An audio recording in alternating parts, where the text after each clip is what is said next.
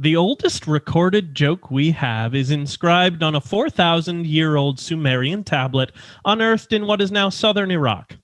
The joke goes like this. Something which has never occurred since time immemorial. A young woman did not fart in her husband's lap. Pause for laughter, pause for laughter, pause for laughter. Yes, fart jokes, ladies and gentlemen, are the oldest recorded form of comedy. So how do you make your film stand the test of time? Well, I'll let you ask Mr. Brooks and Mr. McFarlane and the Circle of Bean-Eating Cowboys. We watch Blazing Saddles and A Million Ways to Die in the West. Ah, the French champagne. Can you tell me which members of the Reservoir Dogs you two are currently dressed as? I'm Mr. Pink. Sis Blue. So Miranda hasn't seen Reservoir Dogs. Secret Nazis. Yeah. Secret Nazis. Classic Spielberg. Classic Spielberg. He needs to kill 94 different 65-year-old men over 2.5 years because those men's children are all identical clones of Adolf Hitler. There's like a bunch of other shit that happens in Driven. Is there? Shake it! Shake it! The schlocky movie from this week may be the schlockiest film we've ever seen on this podcast. The Citizen Kane of the week is... That's good. Sean, thank you. Is that a real thing? Like that's considered to be the oldest joke? The oldest recorded joke we have found so far is from like 1900 BC on a Sumerian tablet, and the joke is it's about how women just can't help farting on their husbands' laps. You know? I mean, I thought the joke was that she didn't fart on his lap? It loses in translation. I'll read it again. Something which has never occurred since time immemorial. So here's something that's never not happened. Right. A young woman did not fart in her husband's lap. So not farting is something that never didn't happen. So it's the was it Sumerian? Sumerian, yeah. It's the Sumerian equivalent with like, what's the deal with farting on laps? Yeah. So maybe it should be delivered. It should be delivered like fucking like a Seinfeld. Seinfeld, yeah. Something which has never occurred since time immemorial, and then you just fill in your joke there. The farts on laps. Yeah. I really don't have a Seinfeld. No. That was just like almost offensive Jewish, yeah. Yeah. I mean that means I'm getting close, actually. That's true. So anyway, welcome to Citizen Kane Versus. This is a podcast where we take a movie that is considered to be more of a classic, and we compare it to a movie that's more on the schlocky side, and we ask ourselves honestly, which is better? My name is Jack Rennie, and I'm joined by my two friends, one, Sean Jacqueline, and the other, Daniel Benoit. Oh, we're back. I feel like we looped back around to the southern. He's inspired. Well, it's Western. It's a Western. Yeah, it's a Western. Yeah. Oh, I see. So now they're like themed. I'm still figuring it out, man. Yeah, thanks, Sean. Let's hold his hand through this journey. He needs some help. I need you to fucking hold my hand, dicks. But I'm just saying, I would love for them to be themed for a few weeks. Like, if you want to explore that, that's great. Well, I mean, they have been so far. I think last week I did. You copied me. Last week I copied you. The week before I did my best impression of Clint Eastwood and Morgan Freeman in one of the movies we watched. At the same time, So I will point out that no one in the movies you watched this week actually talked like the way you just did. They all talk in a very neutral American. Yeah. Except for Liam Neeson. And for the sheriff. And the sheriff. Yeah. I guess so. Yeah. No, a lot of like the hillbillies in Blazing Saddles definitely have Rock some Ridge. kind of... Yeah. That's true. It's true. Like, sing that song. Yeah. Sing that, we camp down. Yeah, anyway. Yeah. So You're on fire today, man. as you may have caught on, the movies this week, as pitched by Mr. Daniel Benoit, are Blazing Saddles and A Million Ways to Die in the West. Dan, do you have some summaries this week by any chance? This week I do. Okay, awesome. Dope. All right, hit him with us. Hey, wait, did I say that right? Hit us. Hit them with us, please. Hit them with us. Hit them with us. Yeah, dude. All right. Hip and All right, cool. saddle up, boys. Not bad. It's getting better, right? Okay, shut up.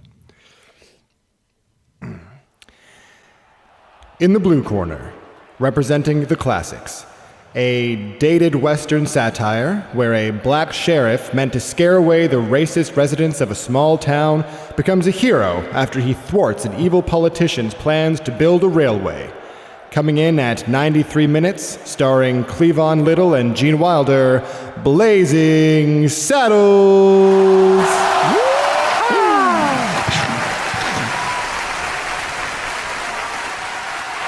And in the red corner, a hapless and heartbroken sheep farmer who finds himself in a duel with the deadliest gunslinger in the territory after. I'm going to pull that one back. Hold on.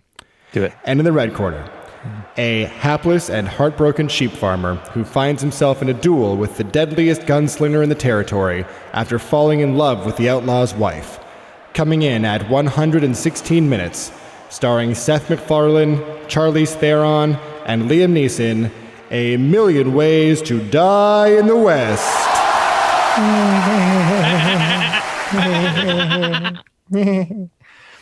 Dan, that's my only request is that in the graphic where you have the poster kind of fade in, can you have the poster fade in and then like fade back out and then fade back in with you?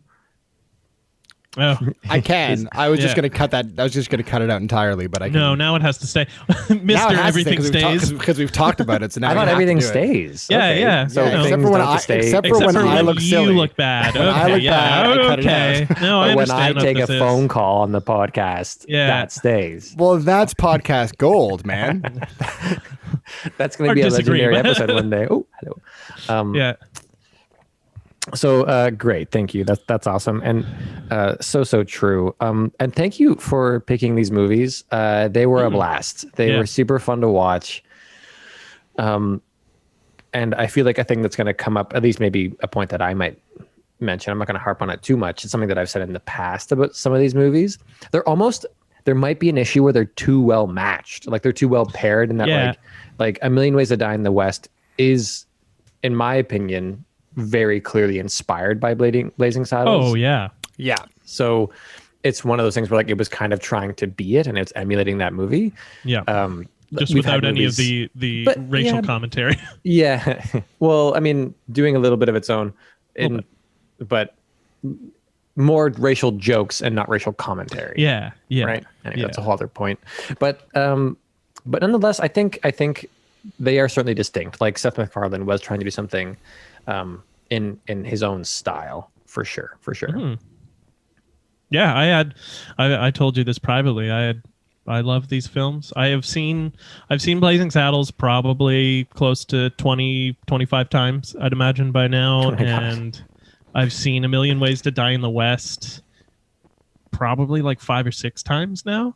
So Oh, wow. these are both films I go back to regularly. So I'm going to vote both when we get to rewatchability. Whoa, Great. controversial. And there you have it, guys. That's the end of the podcast. Thanks for tuning in. Yeah, Blazing Saddles wasn't my childhood Mel Brooks movie. I feel like people have a childhood Mel Brooks movie. Yeah, a lot of people Spaceballs. Mine was definitely Spaceballs. Mine was Spaceballs as well. Yeah. I would be the same. I've seen that movie at least 25 times in my life. Like easy. I've seen it like twice, probably. Right. Which is huge for me. Yeah, Watching the that's movie I mean, before 1990. You've watched Clash of the Titans like 20 times now, haven't you? Or did you No. see it in theaters with your mom after she took you to see like fucking Clash of the Debbie Titans Does is definitely a movie. well, let's just get into it. I hope So- no one from my family listens to this podcast. Why, to hear all the harsh truths? Yeah, just to hear me like airing all my dirty laundry about my mom. Tell us how you really feel, It's though. not dirty laundry. She Yeah, took no, you to that's see fun hilarious. movies. You got to be. That's good. Yeah. I mean, Lolita Exposing was the a fact- lot. Yeah, but- exactly. I was Yeah. gonna say, telling the world that my mom rented Lolita for me to watch when I was like 7 probably And when she isn't the took you to best. Showgirls, that Yeah. definitely crossed the line too. Maybe. I definitely also saw Showgirls when I was way too young. Don't. No, it wasn't show. It was striptease. It wasn't Showgirls. It was striptease. Sure, with yeah, Demi yeah. Moore. Yeah, I did actually. Also did I. too. Oh, Yeah. fuck. The Yeah. Demi Moore one, right? Yeah. Yeah. But I don't remember who I watched it with or who like exposed me to it. But Well, I have like older half brothers, and maybe one of them was watching it. Hell, maybe my dad was watching it. I have no idea. Maybe it used to be like on TBS, but it was Yeah, it was censored. Right? Yeah, and people they would show her say, like, dancing in her "You underwear." son of a bad boy." I missed the TBS Yeah. censorings. There were some just classic bad ones. Classic. I wonder if that still happens.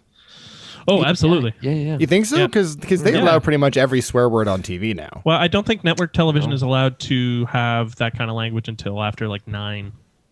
Yeah. I've seen shows on CBC in like the middle of the afternoon. CBC, sure. But like the American networks, like NBC, Right. CBS. Yeah, they're more puritanistic. Yeah. Yeah, CBC's Gotcha. just full on like nudity now. So, way to go. Not Canada. nudity, Yeah. not nipples. No. Yes. Should we do this thing? Should we do the podcast? Let's do the podcast. So let's jump into our first round. Story good. I'm remembering to hit my bells. Oh, there's the bear. There's the You're my bear. angry bear. The story bear. He's back.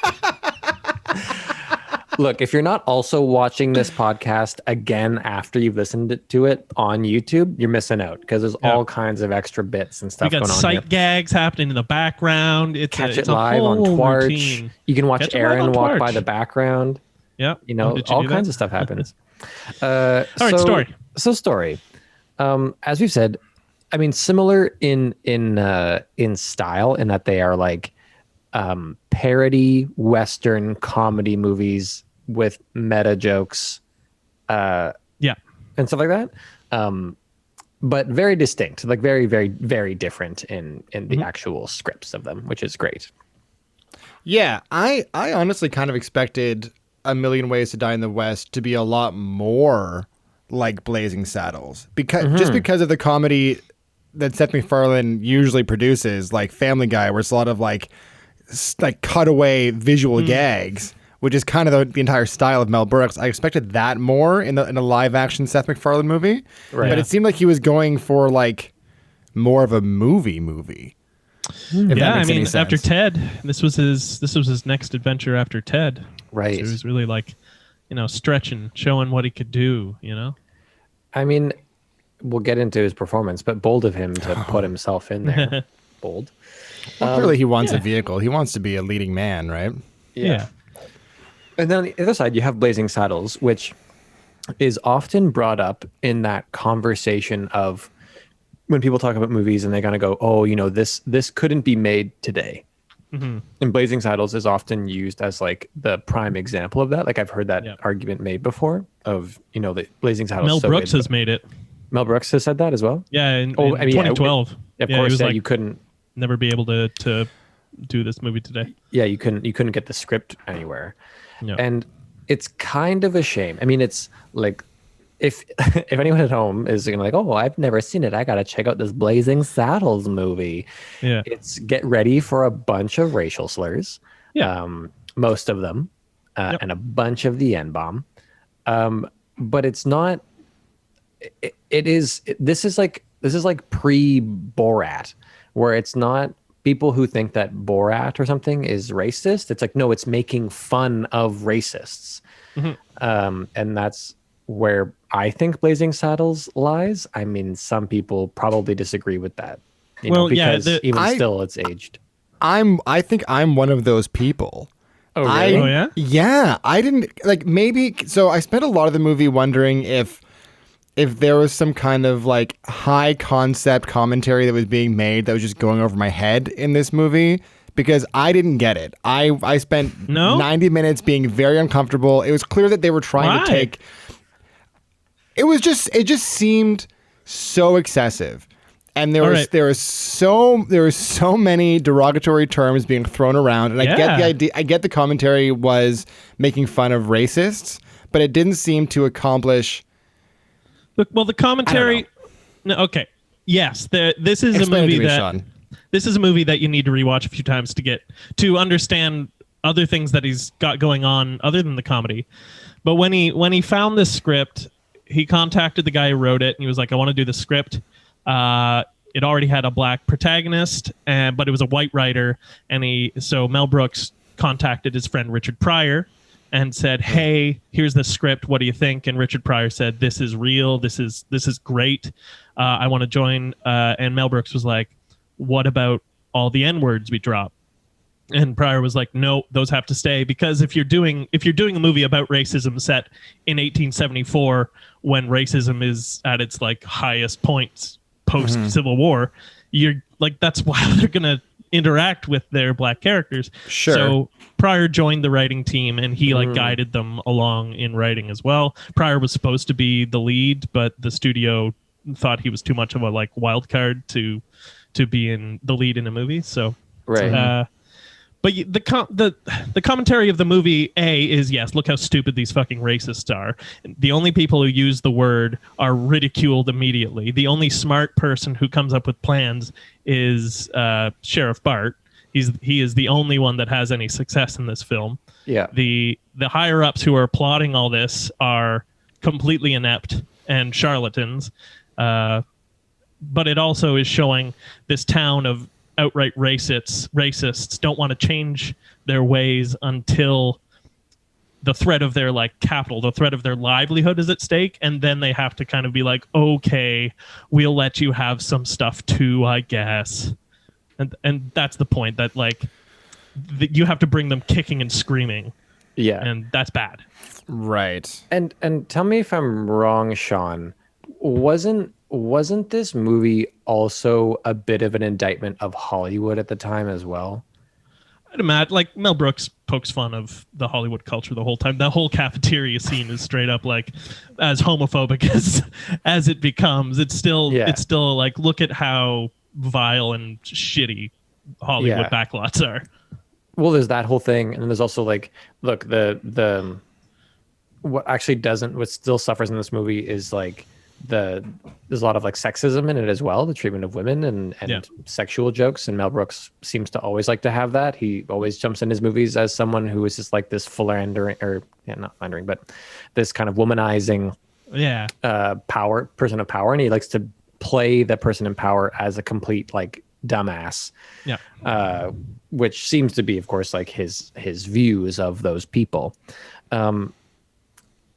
And it's just tricky because if it is a criticism, that part wasn't clear enough. Like how, again, the female characters don't really have anything to do in this movie. Which is just unfortunate. But it's focused on another kind of commentary.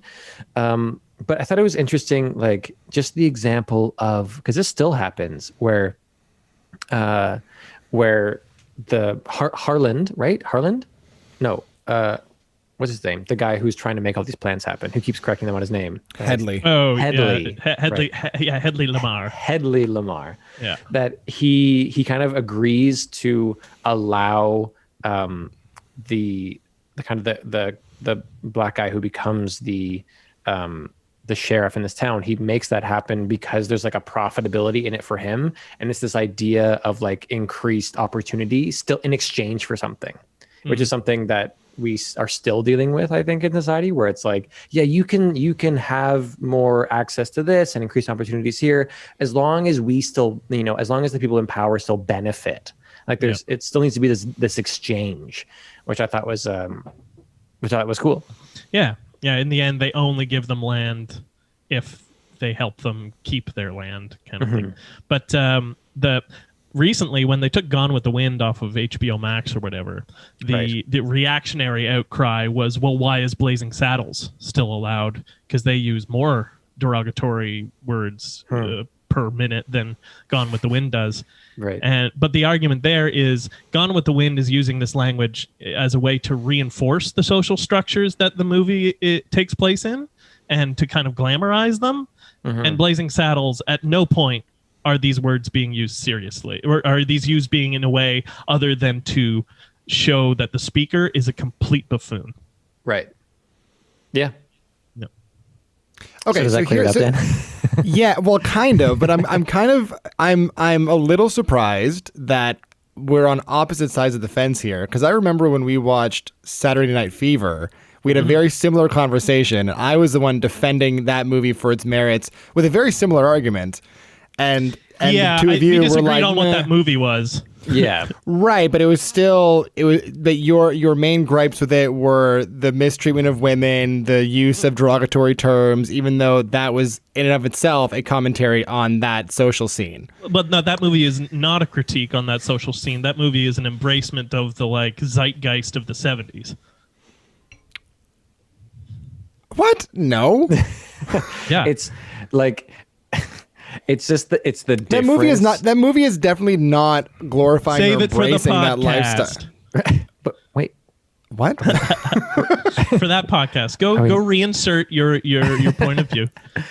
yeah, it's a difference where like this movie is crystal clear about how it feels about the people in those positions and using that language and treating people like that. So the guy who's a womanizer is like the dumbest person in the whole movie, for example. Yeah, he's and drooling at the mouth essentially. he's drooling. He's like an absolute ape. You know what I mean? There's no way to falsely interpret. I mean, of course there is, but there's very little room left to falsely interpret that. And my issue was with Saturday Night Fever as a counterexample was I think there's a ton of room to falsely interpret that movie. And as I said in that episode, I think there are a lot of young guys who were like, "Yo, Tony, whatever what a cool guy, good with the ladies." Dancing is cool. Go to the clubs. That's like, its whatever. lasting legacy. We don't know that movie because it is about the struggles of a young man in the 70s. We know that movie because he looks good, he He's a sex dances symbol. good, and he has sex. Right. Okay. And I know we're getting off topic here, but is that the fault of the intention of the filmmaker, or is that the fault of the way that it's been received by society? I mean, don't you have equal share if your film that you intended to be something is not interpreted the way you think it is? Is that not a failure on your part? I mean, you don't I don't know. know. People misinterpret shit that Yeah. you say all the time, and things are received opposite to the way that you intended them to be. Yeah, all the time. I would change the framing just to say that I think it's more just an issue. Like I have no, I want to believe too that the filmmakers are trying to do what you were saying, Dan, and maybe in that time it was like an important revelatory message to people to see. It's one of those things where it's just aged differently, in my opinion. Where See, that was my thing with Blazing Saddles. I felt like that movie aged fucking terribly, and I understand maybe that for the time it might have been kind of revolutionary. Yeah. But watching it now, especially because it's so, and maybe that was my point. Maybe my issue is that I was watching it thinking that I was missing something because it seems almost like the commentary is like so aggressively plain and obvious that I felt like I was maybe like missing the nuance of it. But I guess no, Mel just Brooks is isn't. not a It just- nuanced person. I mean, I'm getting that. He I'm is getting that. nuanced. His style is very nuanced, but the product is not nuanced. Right. Well, okay. Yeah. Whereas Million Ways to Die in the West, nuance didn't come within a fucking football field of this film. No. It is funny, like what you said, Dan, that Blazing Saddles kind of feels more like the Seth MacFarlane movies. It's a series of fairly distinct bits.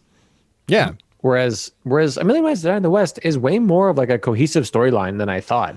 It's somehow 2 hours, which I don't know why it is. Like 2:10 in the after credits. Well, the problem is that Seth MacFarlane gets, like, for as much as he is a comedian, he also gets wrapped up in like the artistry of filmmaking, right? Like he also admires that part of it. So he also takes the time to have these like beautiful sunset shots and like tries to establish meaningful like human scenes within his narrative. So in that way it felt a little confusing actually, because I went in expecting a Seth MacFarlane movie. But and it's not really what I got. Meanwhile, he's like, let's take the time to develop this emotional relationship between these two people. We want to see them really grow to like each other. And you're like, Okay. thank Seth. you. What are you doing, Seth? Thanks. Yeah, I'm like, more farts, please. Well, both films. That's why I introed with the farts. Oh, These films love farts. I almost turned off my TV at the bonfire fart circle. What? I killed myself. No, It's I pretty couldn't. stupid. It's I couldn't so do it. stupid. I couldn't, and it goes It's on way so too stupid. long. And Oh, man. Yeah. Oh, I love it. Eating the beans. Anyway, but then in the other one, he definitely an homage to have them all eating, and then he fart kills himself. That got a huge laugh out of me too. When in Million Ways to Die. I that one with got Neil me. Patrick But Harris. No, Or- when that's a funny scene. But Yeah, when no, he when shits himself. No, he's talking about how all the miners have to Oh, yeah, cover their and food they in fart hot sauce, themselves and to they death. fart themselves Yeah. to death, and he gets up and dies. It's a great shot too. There's some great stuntmen and stuntwomen doing stuff in this movie, and one of them just like that tumble onto the table, just like as a plank, was brilliant. Great laugh. Just clears the whole table. yeah. Which was great because it came. yeah. I mean, that moment was effective because it came in the middle of what I think was probably the best piece of dialogue or monologue in the entire movie. His whole like spiel about Yeah. like itemizing the different ways you can actually die in the West. Oh, 'Cause yeah. that was the other It's thing the too. is thesis statement. Yeah. Yeah. Yeah. Yeah, except that he outlines that, and then the movie ends up not really being about that at all, right? Like there's this through line of the West sucking as a place to live. I mean, he does have his rattlesnake venom speech at the end. Like, oh, did you know when you coat a bullet? Blah blah. So that's a way to die in the West. Sure. Structurally, I think this film. This film kind of crumbles away a little bit when he has his like spirit journey in the wild with the Native American tribe. Okay, great. And can you please actually fill me in on this, because so my Blu-ray of this Right. has some scratches on it, so I actually can't access the subtitles. They're off. Oh So- no, you missed out because it's actually pretty funny. Most of the subtitles are just the natives chirping him for being a big pussy Yeah. and not being able to handle drugs. That's Yeah. what I figured it was. Yeah. And then 'Cause he I responds do with know Mila something from it. Kunis. Mila Kunis. Mila Kunis. I understood Mila Kunis actually. Which is about as tasteful as having Mel Brooks wear red face and speak Yiddish. So on the racial sensitivity towards their indigenous population, both films are at a like. Well, eh. I think he was just making fun of his friend more than he was making a racial slur. Yeah, of course, But how did Time and he? place. Can you just also fill me in really quickly how he spoke the language, and did he know, and how he knew them? he's a he studied. He read books.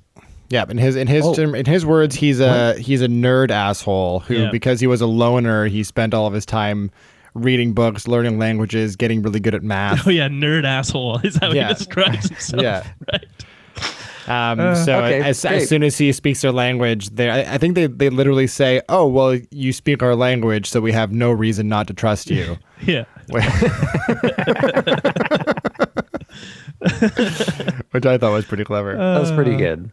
Movie's funny, man. Yeah, the structure of A Million Ways to Die in the West was great. I really enjoyed the characters. Like I like how it was Yeah. built, and I liked it didn't like, I'm not trying to criticize the fact that it was 2 hours. Like I'm just surprised.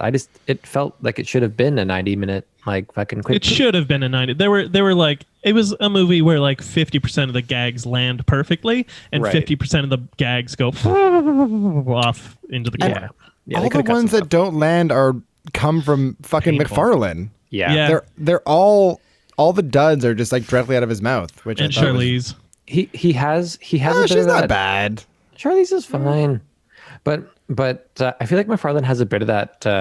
Again, speaking of he came up earlier, the Seinfeld issue of like he can't not be smiling a little bit as Yeah. he's doing his stuff, like his thing, whatever it is. Yeah. Unfortunately, even if it's underneath his face, as it were, Yeah. underneath his face. Like you can see that he's laughing at himself while he's doing it, and he's not really like doing that thing where you take it really seriously, which is what comedy needs sometimes. So that was a bit annoying. I wanted him to be a slightly better actor. He wasn't bad. He doesn't ruin the movie. He does the thing. He does and the it's thing. about him being Seth MacFarlane, And so it's okay. like most of the time he does the thing well enough that you're like, all right. Yeah. Liam Neeson is weird. Like that storyline feels very tertiary. You mean like the main conflict of the movie? Yeah. Yep. Yeah. I thought it was That's great. probably the weirdest part of the whole movie. You know, if he I'm being honest. he only signed on to the movie because they allowed him to do his Irish accent in it. Or that was Okay, one great. of his stipulations. Yeah. Was that like he didn't have to try to do any other accent? He could just be Irish? Yeah, I'm he was. going I think to he was speak just. the way I sound. Yeah, he was just tired of doing other accents in movies, and this like there would have been Irish cowboys, so why not? So why not? I mean, that's fair, actually. I mean, I preferred it to his Irish Portuguese priest that he played in Silence. Oh, have not So, seen it yet. Do not. We'll not. do it for the yourself a favor. Scorsese. No, I'm going to be sick that week. Where we compare 5 Scorsese movies for one episode, and you have to Yeah. watch them all in the week. And then we kill just- ourselves. It's just The Irishman 5 times. Oh, but that's like 25 hours of film. Yeah. 25 hours of garbage. Haven't seen it either. Lots of cameos in Million Ways to Die in the West. Lots Yeah. of fun. Who did you Yeah. spot? I spotted Reynolds, of course. Reynolds, Fox at the end. Ewan McGregor. Yeah, McGregor. Okay, I'm not crazy. Who was he? He's one of the cowboys in the bar at one point. He's at the fair, Oh, wasn't he?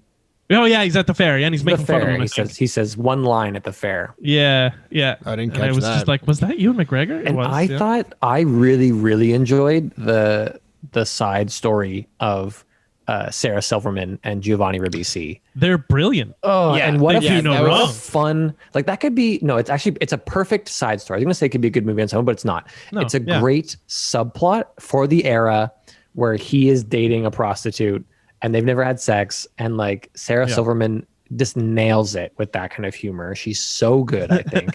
And Giovanni Ribisi is like this adorable, doting, sweet Like, man who's sexually like, confused. "Hey, sweetheart," and like just the number of times that their conversations are interrupted by a guy halfway up the stairs being like, "Anna, let's fuck." Or she comes down and they like embrace, and he's like, "Oh, your breath smells." And she's like, "Oh, I was just giving a blowjob. Oops." Oh my! Or- I thought or I'd with take you for a picnic. Yeah. What time does she have to be back? 5:30? Well, we're not really like a dental office here. So like what time? Kind of whenever he feels like putting his penis in an asshole. asshole. Great. So like 5:30 then. Such a great conversation, and I just realized this now. I'm actually kind of disappointed that Alex Borstein wasn't in more of this movie because she was Yeah. so good. I don't know Yeah. why The there cameo. weren't another couple scenes with her. Yeah, I thought she'd be in a lot more of it. she Especially probably because so just much of dropped this in. movie takes place in the saloon. Salon? Yeah. Saloon. Yeah. Why Yeah. wasn't she around? I love Alex Borstein. There's Patrick so many people Stewart. that I adore. Patrick Stewart. Patrick is the Stewart voice quickly of the at the trippy Salvador lamb. Dali sheep. Yeah. Yep. Yeah, okay, he is the voice. Yeah. Okay, great. Oh, The for Guardians sure. of the Future. I mean, there are a lot of cameos in Blazing Saddles. They're just dated cameos. It's like if we watched A Million Ways to Die in the West in 2100 or something like that. Be like, oh, Ryan, who? Okay. Which we should, by the way. Okay. Yeah. Get together on our 110th birthdays or whatever. Yeah, Yeah. that's right. That's right. Yeah. 111th for Dan. Yeah. Aw.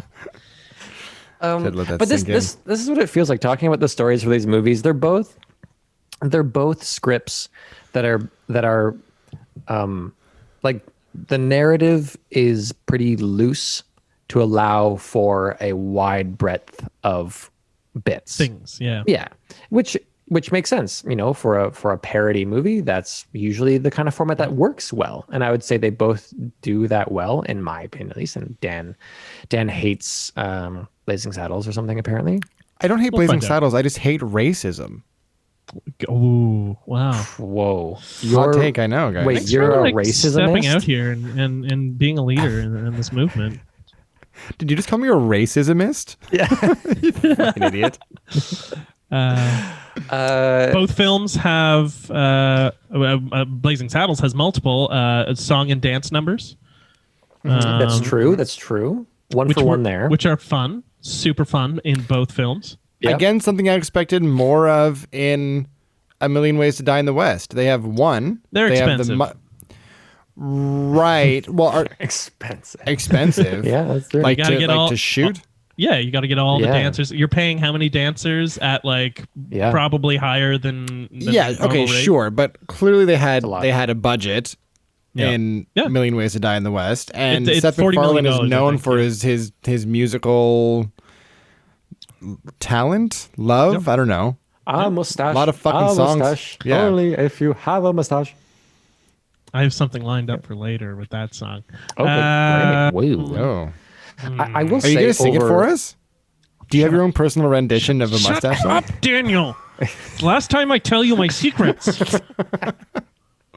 I will say that, and I think it is just. I'm sure it was a laugh a minute in Blazing Saddles, back when it came out to that audience. Mm-hmm. But there are a lot of scenes that fall pretty flat for me, if I'm being honest. Though, like there are scenes that I Pacing really, issues, yeah. scenes that I love, and like weird acting stuff that just doesn't. It's not as funny now. It's just not. I don't know why the tastes have changed, but Give me an example here. well, in general, I would say I'm gonna forget his name again. The what's the guy who's the His name villain? his name is Lena Headey. Lena Headey. Yeah, But yeah, Who's the what? Headley. Headley Oh, Lamar. Headley is what his Lamar, name is. yeah. Headley Lamar. Oh, you He- didn't like him? It just. Oh, man. I get why it would have been funny. It just wasn't funny to me now. I just don't know how to put it anyway else than that. All of his bits, all of his stuff. I was smiling and I was like, oh yes, I see that you're doing a silly performance, but I'm not like, Yeah. I'm not laughing. This isn't quite funny. It's That's just fair. like, That's fair. okay, it's Yeah. We'll playful. talk about that in acting. We'll talk about Whereas like I when shouldn't have Gene asked. Wilder comes into the movie and then he's playing with, what's again, and the sheriff. Yeah. That stuff is great. Like the bits where he has like that. Man, it's. I think it's one of the most famous movies from the whole scene where he's like, he shows him his hand and he's like, look at that, and then the sheriff's like, oh yeah, like solid as a rock, and then he holds up his other hand. He's like, well yeah, but I shoot with this hand. Like that's brilliant. That's like simple classic. That's funny as hell. Gene Wilder. We'll talk about Gene Wilder. Yeah. Whereas Okay. I found more consistent bits throughout A Million Million Ways to Die. in the Million West. Dies to Way in the West. I agree. I think I laughed once in Blazing Saddles. In Well, the that's 'cause entire you're movie, I dead think I laughed inside. once. No, I think it's because the style of comedy that Mel Brooks was going for in Blazing Saddles has been refined as we've grown up with Yeah. that style of comedy, but becoming more refined and more nuanced. So now we're seeing the very kind of, what's the word I'm looking for? Like the crude version of it.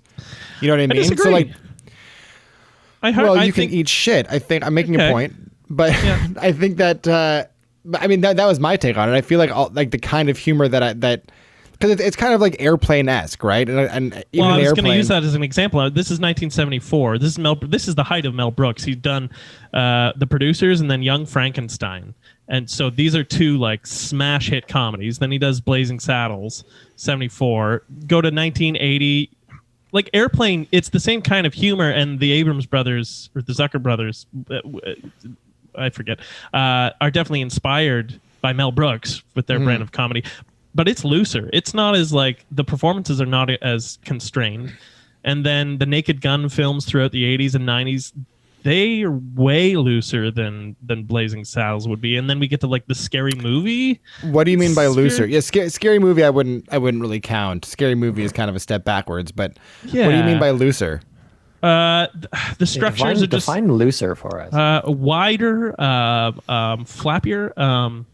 No, the discipline is not there in those films as much as See- it is in Blazing Saddles. See, I disagree. It feels like there's a lot of times where Blazing Saddles, and I think intentionally so, is just like too over the top. Whereas something like Airplane or the Naked Gun movies, there's also like the layer of deadpan delivery that I think makes it a little tighter.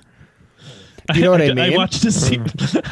You say deadpan delivery. I watched a scene from Naked Gun 33 and a third today, and it's when he realizes he's kissed a man and he runs out and pukes in a tuba, and then the tuba player's like, "Oh." And I'm just trying to be like, I'm trying to reconcile that image with what you just said.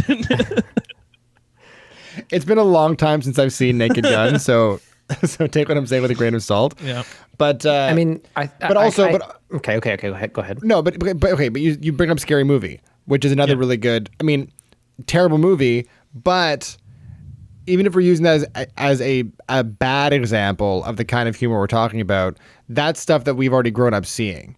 Right. And I've never seen Blazing Saddles before, but I've seen a million other movies like it or that adopt similar styles of comedy. Right. So when I get to a movie like Blazing Saddles, which kind of beats you over the head with it, it's going to fall flat. Yeah. The only part I laughed at was when the guys first rush in to like pillage the town and the guy gets stuck to the back of the horse and he gets dragged through the mud and he just like quietly is like, well, I guess that's it for that suit. You didn't like them beating up the little old lady and that one too, that part too. I did, up. but then that was undercut by her just being like a horrible racist later. But she's getting beaten up. That's fun. Yeah. I guess. But also that scene's hilarious. He goes out just being like, I'll just be a really nice guy and the townsfolk will come to my side. And the little old lady calls him the N-word immediately. And then he goes back and we have that beautiful scene where Gene Wilder says, what did you expect? A marriage proposal for her daughter? And you have to remember they're simple folk. They're, farmers of the land, morons. Right. That scene's beautiful and hilarious. Okay, so let me pose a question then, because we've talked about the fact that this movie could not be made today, and for sure it could not be. Cool. But if it were somehow, would you guys still think it was as funny if this movie were to come out today, making the same commentary? Jojo Rabbit, I think, is as close as you're gonna get that kind of brand today. I haven't seen Jojo Rabbit. Is it similar in style? It's satire. It's satire. The Nazis Taika Waititi plays like a flamboyant Hitler. Yeah, which Mel Brooks. That sounds amazing. The flamboyant Hitler in the cafeteria is Mel Brooks, and he already had flamboyant Hitler in the producers, so it's directly paralleled. Look, I want to put it this way because I think this is worth talking about. Like, this is the story issue of this movie is its commentary, right? For Blazing Saddles in particular. Yeah. I think the commentary of Blazing Saddles could be made today. Yes. I'll put it that way. It would need to be a different. It's partly going to be an acting note for me. I think the execution of it is pretty bad, and that's what's dated and doesn't work with how we see acting now. That it doesn't look like satire to the way that we see satire now. Mm-hmm. If Kevin James made Blazing Saddles in the 2000s, starring Chris Rock and someone, it would be. It'd be atrocious. No, I mean in a good way. It could be. But that wouldn't be good. Why not? How? What do Who would Kevin James play? Yeah, you lost me at Kevin James in Blazing Saddles. I don't know. Is that Kevin James? If it was like Will, yeah, you did. If it was like Will Arnett. No, sorry. I mean. Oh, who's? I'm thinking of the writer director. That's also. Is his name not also Kevin James? No, his name is the guy who did like Dogma and. Kevin Smith. Kevin Smith. Sorry, I mean if it was made by Kevin Smith. Yeah, sure. Chris Rock. I could see him handling that. Yeah. If it's Kevin Smith, I think that could be a decent adaptation. Or Taika. And the commentary would come through, right? Or Taika. Exactly. Taika would be great. If you haven't seen The Death of Stalin, it's similar satire. Yeah. So of course it could. And Sacha Baron Cohen is doing this kind of like inflammatory humor now. I think you could absolutely make this movie now. It just needs to be. It would be more. It would be refined to a popular audience. Yeah, and it would fit the parody that we see now. The satire would have to be updated. Yeah. Yeah, I mean, because I'm talking about like that script as it exists is not getting produced today. No, there's no way. No. There's no way. A similar story with similar commentary. Then. What's that? It almost wasn't produced then. They almost canned it after the first screening with the execs. They were like, we're shelving it. We're just taking a loss on this project. And then one of the execs was like, let's show it to preview audiences and see what happens. It was a smash hit. Yeah, I'm surprised this movie wasn't. Maybe it was. I'm surprised it wasn't more inflammatory then than now. It was. I feel like this would piss off a lot of white people. Yeah, it did. Mm. That John Wayne was offered Gene Wilder's role first. It was supposed to be Richard Pryor and John Wayne was their first. Oh my God. Yeah. But he turned it down because it was, in his words, a blue movie. It had a lot of curse words and like things that his family image would take a hit on. Right. But nice that would have been a film. Other stuff. Yeah. Yeah. And that's the thing, and that I think that's the important thing to remember about the satire of this movie is that as much as people go, "Oh, you couldn't make it now," I think people are actually less bothered by it because they recognize the satire more clearly. Whereas then, the satire was against people didn't want to see that satire.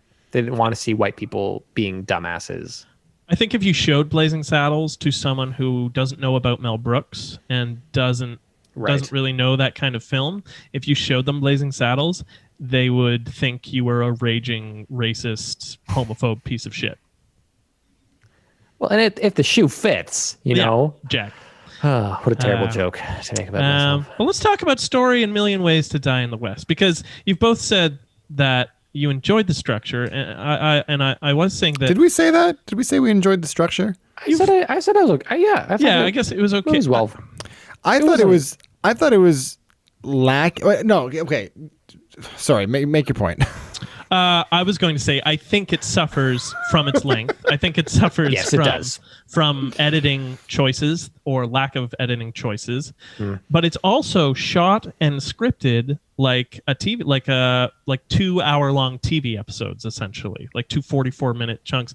There's always, there are multiple times where I was watching it and the music sting comes in just after some major revelation has occurred. Prime point being when Anna is revealed to be Liam Neeson's secret wife, and they're looking for him. As she enters the bar, the music stings. It's a sting straight out of Star Trek, which we all know Seth MacFarlane is like. He's got the Orville now because he's such a nerd for it. Right. So it's a sting right out of that, and then it feels like there needs to be a commercial break there. And there are multiple moments where, influenced by his TV writing, it kind of creeps its way in, and so you get this like stilted kind of false start feel. Right. Yeah, I didn't really find that issue at all. I thought the time thing was more, again, kind of my point about the fact that he's trying, as much as he's trying to parody a Western, he's also kind of trying to make a Western.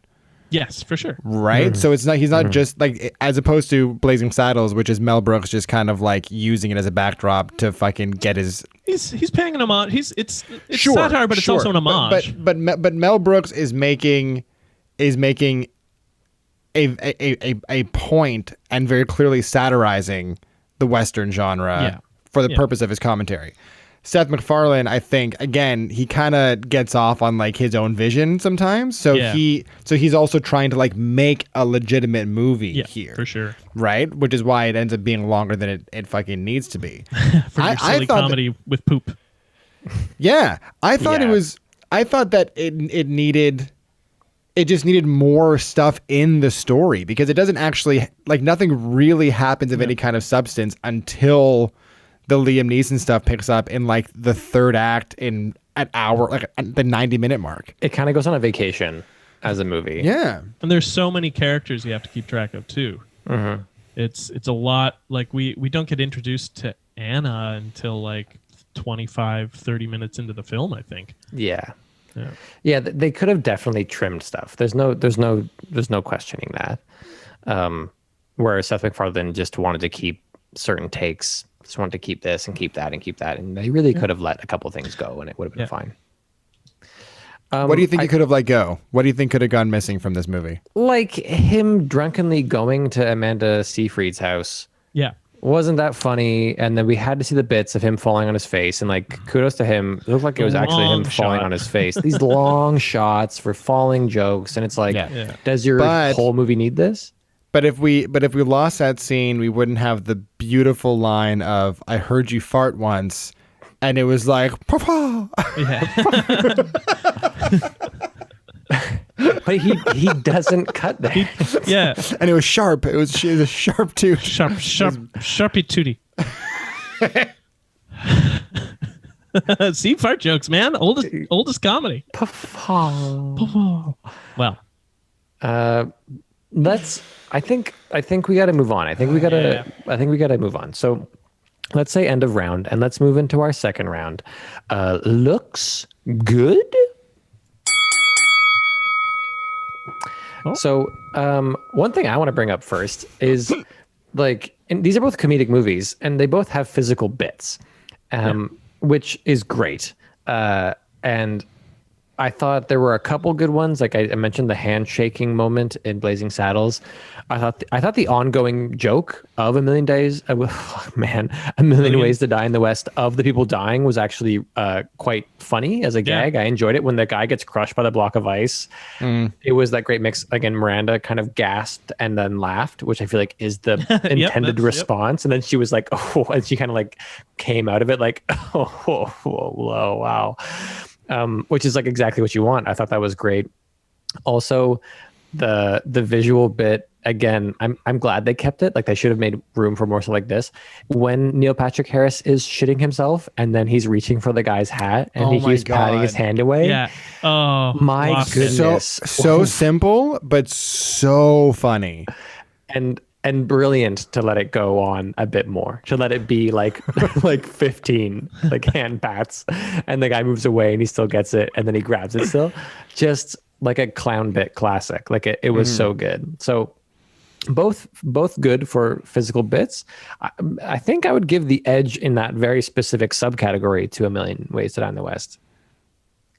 In terms of visual comedy? Yeah, there's like visual comedy. If these are comedy movies and we're talking about looks, like I don't know. It's a Family Guy style. It's like it's from an animation standpoint. So he's got that to rely on. The whole bar fight scene is great. I love that it's graphic. That there's like these like legs breaking, and it's like this horrific event, and like it's selling the period in a way that I haven't seen before. That like Western, like he's trying to drive home the fact that it's terrible. Yeah. That like it's truly a hellhole to be there. And the bits with Sarah Silverman, like I just thought I thought it was very fun. There's also some really beautiful moments of cinematography in this movie. Like they're fleeting. They're few and far between. But they're there. But they're like when they're sitting there at dusk, when they're having their first kind of heartfelt scene together. Before there's the a couple, or when they're tripping balls. There are two, aren't there? Oh, I think it's the tripping balls one. But both scenes. One is set at moonlight, which is kind of simple, but the landscape is quite nice. But then the dusk shot where they're tripping on the pot cookie is what I'm talking about, where they have that really nice shot from behind them, and they're kind of silhouetted by the sunset. Yeah, that's the only thing I can remember in terms of cinematography. So maybe I'm not making a valid point here, but it's. I mean, he's not a cinematographer. He's not. His eye certainly isn't developed from any like schooling, you know.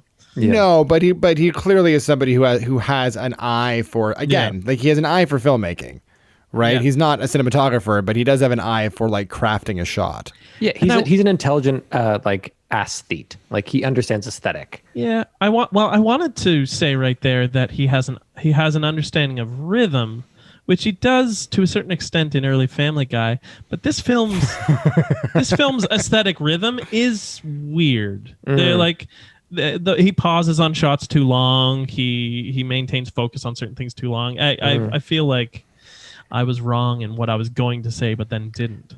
Do you mean like when we see the sheep's penis?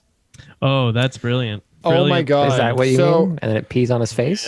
Yeah, that part. So, Sean, I'm going to force you into an anecdote right now because when I saw the sheep dick I thought of this too, emerge and piss on Seth MacFarlane's face, all I could think of was that story you told me when you went to the farm that one time. And it was the Toronto Island. And was Toronto it a goat? Zoo. Centerville. There's a Billy goat. There was a Billy goat in Toronto Island Zoo who we were looking at the sheep in the opposite pen, and we just hear just this like horrible billy goat sound, and they erected all the picnic tables up to make like a pyramid for him to pretend like he lives in nature, because picnic tables are in nature. Zoos are sad. We're with you. We're with you. So he was up on the very top of this picnic table pyramid, which is maybe like 3 picnic tables high. And he's just deadlocked on us, our little party, and he's screaming, just these horrible satanic sounds. And as we're watching, he becomes erect and begins urinating forward, and then he like bends his head in a way that he can still make eye contact with us, but also drink his own urine.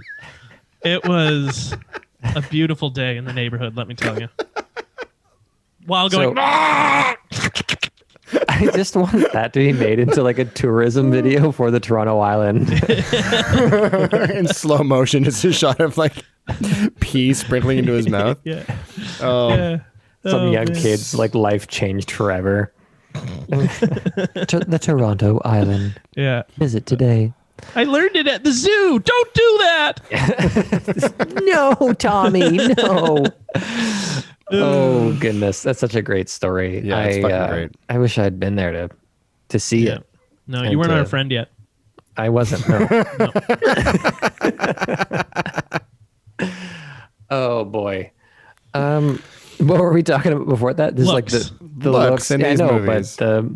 but of course you got to give credit to Mel Brooks for being I think a bit of a trailblazer in terms of the like comedic meta joke that he made prominent in a lot of his movies. Like I know Spaceballs has that as well for sure. The breakaway at the end where you like I was thinking The whole I think ending, yeah. I think it's 74. I think that's before Monty Python and the Quest for the Holy Grail, which also similarly ends with like the narrative being broken by the police arriving and arresting all of the knights and taking them away. So Right. But they have that whole sequence where they are suddenly actually in the studios and they break into another movie and they're fighting there, and they go in the cafeteria and they're fighting there. And they lose me after the bunker scene. and even like the speech that he gives where he's like, you may risk your lives and I may be risking a certain nod for an Academy Award Yeah. with this performance, and just like stuff like that. It is very funny. And even the ending that they're going to ride off into the sunset, and they ride only so far, and they get off and they get in a limo and they drive And they off. drive away, which made me think. I was like, of course. I doubt it was like commentary. I think it was just funny. But I was thinking of the icons we have: John Wayne, Clint Eastwood. These like stoic men who were cowboys, and then you're like, no, they weren't cowboys. They were actors.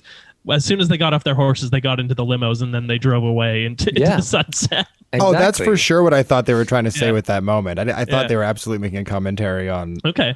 that. Yeah. On Hollywood, right? And on, Yeah. that's kind of where that comment from before came up. So I got to give credit there. So again, like when we get to voting later, I don't know exactly where I sit for a lot of this stuff. Yeah, Mel Brooks is hampered by the budget constraints and the sound stages of the time. There's a lot of like, you can tell when they're on a sound stage and you can tell when they're outdoors because the lighting is completely different between the two settings. Yeah. But yeah, them lining up at the toll booth with just this wide open expanse and then a long line of bad guys all trying to find dimes. It's a little funny, and that would also be an example where I would honestly say it's not really that funny now. Oh man, it's so funny. Yeah, I thought that was pretty clever, and It's clever, but I'm not like laughing out loud at it. No, I didn't laugh out loud at any of it, but I thought that was one of the more clever jokes that this movie made visually. I thought a lot of it was. Okay. I thought a lot of it was actually, again, we talked about it. This movie lacked it lacked nuance, both in like its performances. You disagree. Yeah, You're the one who said earlier the comedy that is not nuanced. The comedy is yuck, but like, well, it's just the commentary. Sure. So the commentary he's making is nuanced, but its delivery, the performances, the visual comedy, it's vaudevillian. Yeah, exactly. Super vaudevillian. yeah. It's like smacking you over the head with it. yeah. Yes. The what's with the I mean, it was a funny bit in Blazing Saddles, the lineup of people constantly being hanged and hanging a horse and the guy on it at the same time.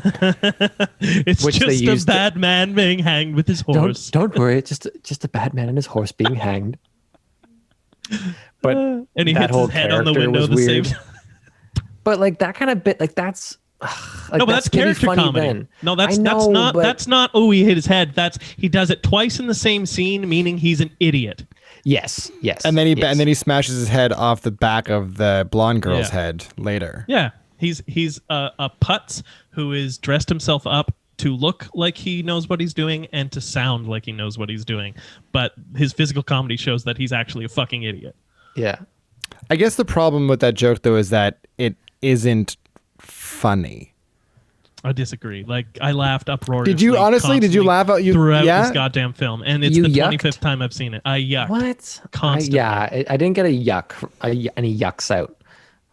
for that kind of bit. Again, I'm smiling and I'm acknowledging that it's being fun and it's being playful, and I'm getting the character development that's attached to it. But I'm not like like I was from I laughed. other stuff in both You can movies. text Aaron right now, or Aaron, if you're watching on Twitch, come in and say how much I laughed. Yeah, you can put it in the Torch chat. The Twitch chat.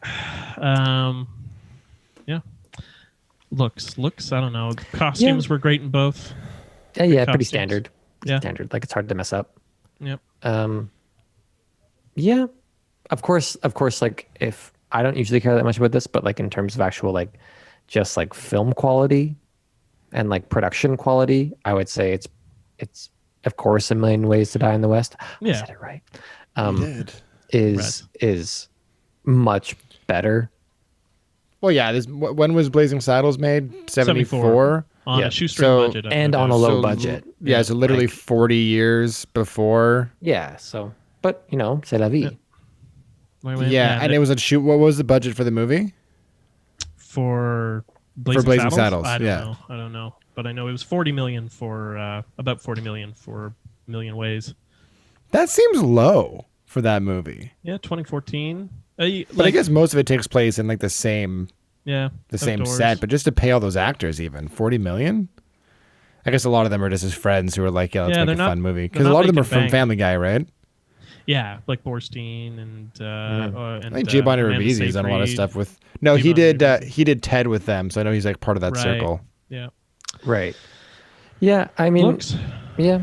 I think that's about all we can say when we end the round. That's it. What? Ding.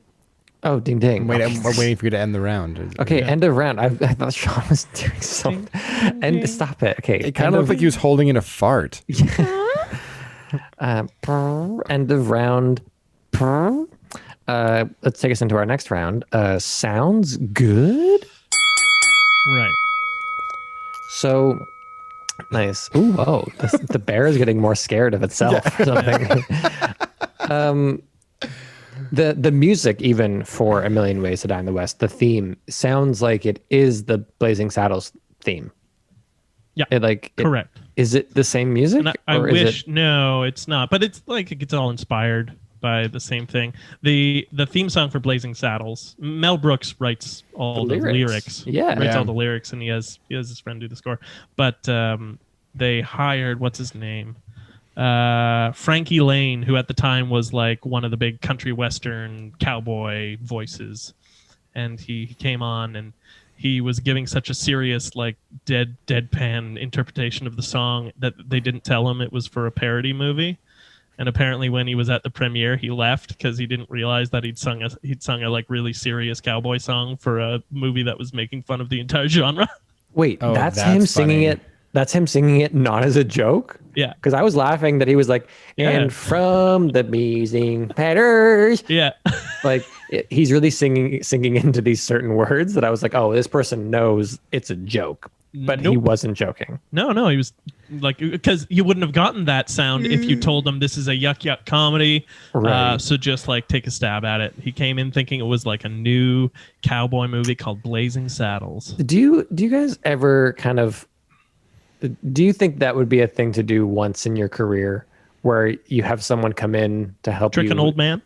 trick an old man and burn a bridge forever, but in order to get one good thing as part Absolutely. of one 100 really good Absolutely. product? 100%. Yeah. I've tried to soften that to make it so I didn't want to sound like a sociopath, but like maybe once. I don't want to make a habit of it. No. But to get the right sound, for example, like this one time, just burn a just going, I'm never going to work with them again. Just do the thing and then burn the bridge forever. But also the fact that that doing that would burn the bridge is a little extreme. Like that guy can Yeah. get fucked. I think. I don't He's think gonna it was take a that burned bridge. I seriously. think he just left the film because he was embarrassed that he like was now attached to this yuck comedy. All right. That sounds like a burned mean, bridge to me, but Yeah, like they've all never right. worked again. Not that they ever would have worked again. I don't Exactly. Okay, whatever. But know. regardless. that old man sounds like a bitch. Yeah. Oh man. Old bitch man. And can you name some? You were going to say Daniel. Nope. I was just gonna keep calling him a bitch till someone else filled the dead air. A So little bit. Well, I was gonna say. Bitch. I was going to say, You and bitch. do you want to name one of the great songs Seth MacFarlane wrote for his movie? I think we already Mustache talked about Ride or whatever it was Adam- called. Mustache. interesting. Mustache. Interesting. You bring that song up as being written by Seth MacFarlane. Very interesting. Let me just. Is You it brought it happening? up. Are you gonna? Yeah, Are you going to he's- play Shapoopy for us? Because we know it sounds Oh. the same. No, he's setting up his rendition. No. All of you are single men, don't ever give up in despair. Shut up. Are you kidding me? Hearts of the fair, no matter what may be your age, you always may cut off fine dash. You will suit all the girls to the hair if you've only got a mustache, a mustache, a mustache. If you've only got a mustache. That's a real song. Are you shitting me? Is he credited as having wrote it in the Yep. movie? I think so. I didn't notice it, but I was just doing some research today, and I was like, "Oh, let me see. Oh, what's it? Oh, there's a lot of like classical renditions of the song. Very weird, but oh my god, it's a Stephen Foster song." And then they make that Stephen Foster joke after they leave the barn dance, and it all crystallized. What Stephen Foster joke? She's like, "Oh, well, maybe that song stuck in my head. The mustache song is stuck in my head. Oh, well, sing another one." Yeah, way to burp. And then you. he says there are only 3 songs, and they're all written by Stephen Foster. Oh, okay. Yeah, that definitely didn't land with me. That lands with 0.05% of the audience, maybe. Yeah. Little That's Easter egg. ridiculous. Do you think that's the entire reason that Seth MacFarlane wrote this movie? Just the song. Yeah.